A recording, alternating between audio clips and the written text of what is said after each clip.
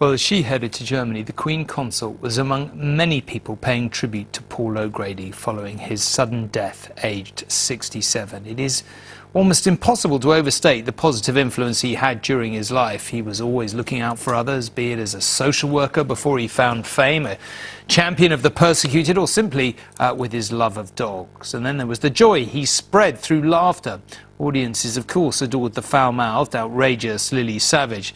And when he was just Paul, his mischievous, warm personality kept them smiling, right until the end. The blonde bobside herself, Miss Lily Savage. Savage by both name and nature. Pack it up, thank you. Pack it up, I said. Paul O'Grady's razor-sharp drag queen Lily Savage would prove to be just the start of his success story. I'm not drunk, it's these mules that are death trap. Honest to God, Bob, I haven't had a drop. Lily was born in the late 70s, best known for her bleach blonde wig and stilettos. Her laughs helped bring change, paving the way for LGBT representation on screen. Has she got this thing on? A fixture at the Royal Vauxhall Tavern in London, which in 1987 was raided by police wearing rubber gloves over fears of catching HIV and AIDS. O'Grady was arrested, but undeterred, and continued to use his platform to demand equality. Paul was a cultural warrior for LGBT+ rights. He used his talent and creativity, he used his mass audience appeal as a way of projecting an understanding and acceptance of LGBT+ people. He broke down barriers, and all of us have benefited from that. He went from victim of homophobia to victor, overcoming homophobia and making his mark. Well, good evening and welcome to my little show. Now, you'll have to excuse the way I'm dressed because I've just come straight from work. Lily slowly became a household name, presenting a string of TV shows. People say to me, why would you never get up as yourself and do stand-up? And I always say, because that would be my opinion.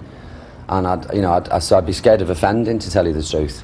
But as Lily, you can get away with murder. You know, you can just stand there and talk a load of nonsense, which I quite frequently do and get paid for it.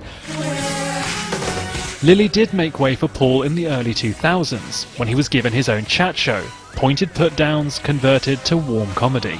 Watching Paul was always a joy because he was so funny, but he made it look easy. He did all of his homework, he worked really hard, but he made everybody feel comfortable. A couple of times when I was on his show, it was just like being in his house. You know, it was just like having a conversation. He was the master. I said fabulous prizes. From blankety blank to the Paul O'Grady show, he found his home in others' living rooms.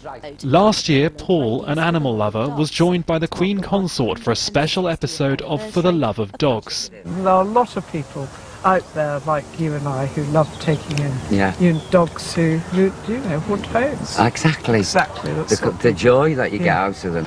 The royal family paid tribute, saying the Queen Consort was deeply saddened to hear of his sudden death at the age of 67, and that his warm heart and infectious humour lit up the lives of so many. In the same way that Paul's on-screen persona evolved, so did the things he campaigned for. He was a social warrior and he couldn't bear what was going on at the moment, with the working classes and the cost of living, and he used to be incandescent about it, and he never lost his roots like that. He was always a very, very real man, but also hysterically funny. You went out to dinner with him and it was exhausting because you were laughing that much. There was no one like him. He not only entertained a generation, but inspired them as well.